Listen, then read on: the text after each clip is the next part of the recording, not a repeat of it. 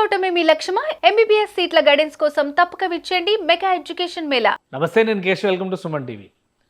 ఆంధ్రప్రదేశ్లో అనూహ్యమైన రాజకీయ పరిణామాలు ఒక్కోసారి ఆసక్తిని రేకెత్తిస్తున్నాయి.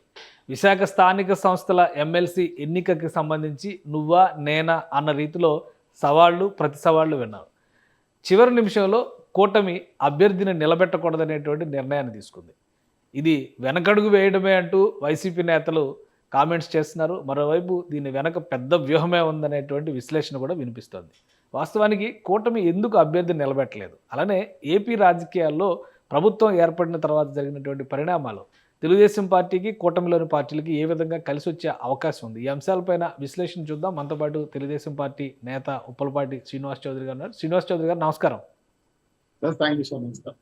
శ్రీనివాస్ చౌదరి గారు, ఎందుకని విశాఖ స్థానిక సంస్థలకు? ఎందుకంటే ఆల్రెడీ శాసన మండలిలో చాలా తక్కువ బలం ఉంది అధికార పక్షానికి, కాబట్టి ప్రతి సీటు ప్రతి స్థానం కూడా ముఖ్యమైంది అని అనుకున్నారు. కానీ చివరి నిమిషంలో పోటీ పెట్టొద్దు అనేటువంటి నిర్ణయం తీసుకున్నారు. ఏంటి దీనికి కారణం ఏంటి? ఇందులో ఏమన్నా వ్యూహం ఉందా, లేదా వెనకడి కిందే చూడాల్సి ఉంటుందా? యశోగారు గారు, మొదట మీకు సుమన్ టీవీ ప్రేక్షకులకు నమస్కారాలు. విశాఖపట్నంలో పూర్తి స్థాయిలో స్థానిక సంస్థల ప్రతినిధుల ఎవరు కూడా మెజార్టీగా 800 పైచీలకు మంది ఉంటే అందులో మేజర్గా 600 పైచీలకు వైఎస్ఆర్సీపీ నాయకులు. సో గెలవటం అనేది మాకు గెలవటమే ధ్యేయంగా పెట్టుకుంటే నల్లేరు మీద నడుపు. అలాంటి గెలుపు మాకు వద్దు, ఉందాతనం రాజకీయాలు చేద్దాం, మనం కూడా సొసైటీకి మెసేజ్ ఇవ్వాలి. అయితే ఇప్పటి వరకు కూడా మేము కుటుంబ తరపున అభ్యర్థిని పెట్టాలని ఎప్పుడు ప్రకటించలేదు, చెప్పలేదు. అయితే ఆశాబాహులు కొంతమంది అనుకున్నారు, మేము మాకు అవకాశం ఇస్తే బాగుంటుందని డిస్కస్ చేశారు, మాట్లాడారు. ఆయా పార్టీల్లో బీజేపీలో కానీ, జనసేనలో కానీ, తెలుగుదేశంలో కానీ ప్రస్తావన తీసుకొచ్చారు, చూద్దామని ఆగిపోయారు. అయితే ఫైనల్ గా అందరూ మాట్లాడుకొని మనకు మెజార్టీ లేని చోట దాదాపు 160 పైచిలకు ఓట్లు మనం కొనాలి, ఆ కొనడం అంత సమంజసం కాదు, ప్రజాస్వామ్యానికి మనమే ఒక తప్పుడు మార్గం చూపించిన వాళ్ళు అవుతాం, బృందా రాజకీయాలు చేద్దాం అన్న ఆలోచనతోనే పక్కన పెట్టాం. అయితే బొత్స సత్యనారాయణ గారిని తీసుకొచ్చి ఎమ్మెల్సీ పెట్టడం అనేది కొంత ఆశ్చర్యం కలిగించింది. ఆయన కుటుంబ సమేతంగా పూర్తిగా ఓడిపోవడం, ఉమ్మడి రాష్ట్రంలో రాజశేఖర్ తర్వాత గొప్ప నాయకుడిగా పేరు తెచ్చుకోవడం, ఒకప్పుడు జగన్మోహన్ రెడ్డి కూడా విమర్శించాడు. ఆ తర్వాత ఆయన పార్టీలో పదవులు ఇచ్చాడు, మంత్రి పదవులు ఇచ్చారు. చాలా నెంబర్ 1, నెంబర్ 2, నెంబర్ 3 స్థానాలు ఉన్న వ్యక్తిని తీసుకొచ్చి ఎమ్మెల్సీగా పడేయటం అంటే వైఎస్ఆర్సీపీ వాళ్ళ యొక్క అంతర్గత విషయం ఏంటంటే ఆయన పూర్తిగా వైఎస్ఆర్సీపీ మీద అసంతృప్తితో మళ్ళీ నేను కాంగ్రెస్ వైపు వెళ్ళిపోవాలని చర్చలు జరుగుతున్నాయనే విషయం నాకు తెలిసింది. సో వాళ్ళని ఆపుకోవడానికి ఆయన ప్రయత్నం చేసి ఉండొచ్చు. అయితే కొనసాగుతున్నారు కూడా ఇంకొక యాంగిల్ కూడా ఆలోచించాడు. ఊరకెళ్లే పోయిళ్ళు ఏదో ఒకటి చేతిలో పెట్టుకుని పోవడం వల్ల కొంత అధికార పార్టీలో గుర్తింపు ఉంటుంది, అధికారం ఉంటాయని కూడా ఆయన కూడా ఆలోచించాడు. అంటే అధికార పార్టీలోకి వస్తారా, కాంగ్రెస్ లోకి వెళ్తారా? లేదు సార్, మాకు కుటుంబంలోకి అయితే వైఎస్ఆర్సీపీ నుంచి ఎవరిని ఆహ్వానించట్లేదు. ఈ రోజు కూడా బాబు గారు చాలా క్లియర్ గా చెప్పారు, మేము ఆ పార్టీ నుంచి ఎవరు తీసుకోవటం లేదు, మేము డోర్లు తెరవట్లేదని చెప్పేసి. పైగా మాకు అవసరం కూడా ఏం లేదు. రెండో విషయం ఏంటంటే కుటుంబంలో ఉన్న మా ముఖ్యమైన నాయకులు మాట్లాడుతుంది ఏంటంటే విశాఖపట్నం అనేది ఒక పెద్ద దాదాపు క్యాపిటల్ ఉన్నటువంటి మంచి శాంతియుతమైన సిటీ. అది పూర్తి స్థాయిలో రాజధాని పెడతాం అని చెప్పి చాలా రియల్ ఎస్టేట్ కబ్జాలు జరిగాయి. వాటి మీద ఎక్కువ కాన్సన్ట్రేట్ చేసి మళ్ళీ పూర్వ విశాఖను తీసుకొచ్చి పెట్టాలి, శాంతియుతంగా ఉండాలి. ఇప్పుడు ఎవరైతే స్థానిక సంస్థలు ఎన్నికబాడిన ఉన్నటువంటి కార్పొరేటర్లు కావచ్చు, సర్పంచ్లు కావచ్చు, అనేక మంది మిత్రులు చాలా సందర్భంగా ప్రస్తావించారు, మేము వచ్చేస్తామని చెప్పి ఉక్కుమడిగా. అసలు కార్పొరేట్ లో చిలిక్ కూడా తీసుకొచ్చారు, మేము 40 మంది వస్తున్నామని చెప్పి. దాన్ని మేము సున్నితంగానే లేదు, రిజైన్ చేసి రండి, రిజైన్ చేసి గెలవండి అనే మాటతో ఫుల్ స్టాప్ పెట్టాం. ఏదేమైనా సరే జగన్మోహన్ రెడ్డి గారికి మాత్రం పార్టీ నడపడం అంత ఈజీ కాదండి.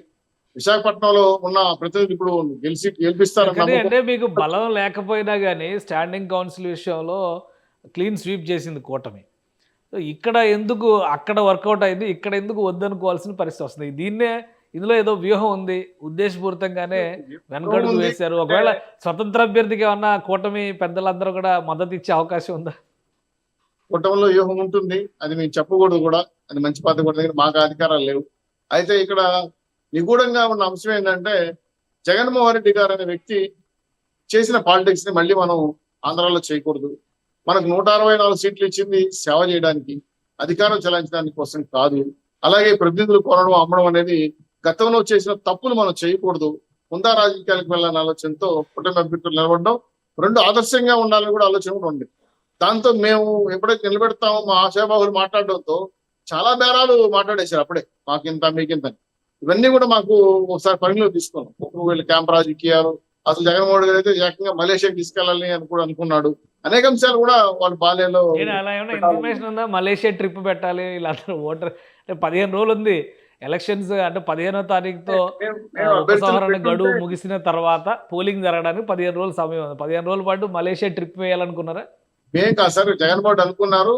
మా పెద్ద ఎత్తున ఆ విధంగా వీళ్ళు మనం వాళ్ళు తీసేసుకుంటారు ఆ నయాన భయాన అనే ఆలోచనతో ఆయన ఒక సెటప్ చేశారు. సో వాళ్ళందరికీ నిరుత్సాహపడ్డారు. అయ్యో బాలే బాలేకపోయామే, అసలు మనకి ఏ డబ్బులు ఇటుపక్క రాలి అటుపక్క రాలేకపోతున్నాయి. కొంత నిరుత్సాహపడిన వాళ్ళు ఉంటారు, మాట్లాడిన కూడా పెట్టుంటే బాగుండేది కదా సార్, నేను జనం రకాలకు ప్రోత్సహిస్తారు. కానీ ఇది రాజకీయాలకి మంచి సమయం కాదు.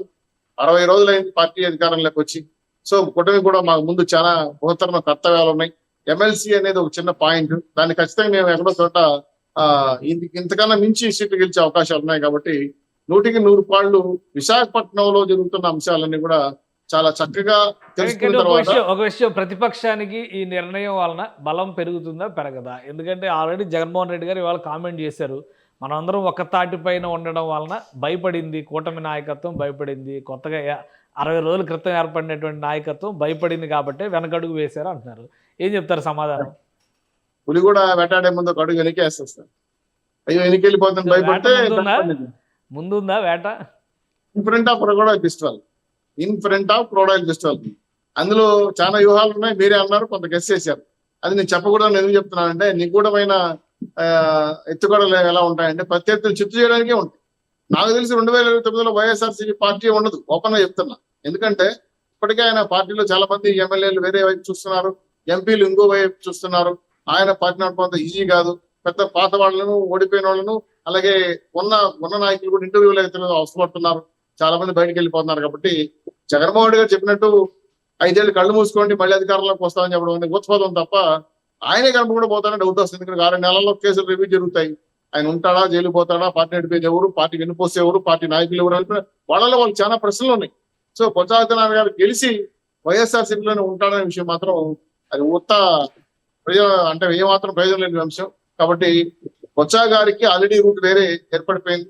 షర్మిల గారిని ఆంధ్రాలో ఎప్పుడైతే సార్లుగా తీసుకున్నారో పాత కాంగ్రెస్ వాదులందరూ కూడా ఆమె టచ్లో తీసుకుంటున్నారు. సో ఇక్కడ ఆల్రెడీ ఇంకైనా 5 ఏళ్ళు 30 ఏళ్ళు ఉంటానని విరబెగిన జగన్మోహన్ గారు ఇంకా భవిష్యత్తులో వచ్చే అవకాశం లేదు. కాబట్టి ఆయన గెలిచిన తర్వాత బొత్స సత్యనారాయణ గారు కాంగ్రెస్ లోకి వెళ్తున్నారు. కాంగ్రెస్ లోకి ఎందుకు అధికార కూటమిలోకి రావడానికి అవకాశం లేదు? అధికార కూటమిలోకి మా వాళ్ళు ఎవరు ఇంట్రెస్ట్ పెంచలేదు సార్. ఎందుకంటే మేము వైఎస్ఆర్సీపీ నాయకులు తీసుకోకూడదని పాలసీ పెట్టుకున్నారు. కాబట్టి ఆయనకు కూడా ఇష్టమైన ప్లాట్ఫామ్ కాంగ్రెస్, ఆయన అక్కడి నుంచి వచ్చిన వ్యక్తి కాదు. సో ఆయన ఇంట్రెస్టింగ్ ఏంటంటే భవిష్యత్తు నెక్స్ట్ మాకు అట్లే బెస్ట్ ఏమో. ఈయన అంటే వయసు రీత్యా కూడా చాలా అనుభవం ఉన్నాడు, గతంలో సీనియర్ కాంగ్రెస్ లీడర్ కూడా. సో అక్కడ వాళ్ళకి ఎక్కువ ప్రాధాన్యత ఇచ్చే అవకాశం ఉంది నాకు అనే ఆలోచన మనసులో కలిగింది.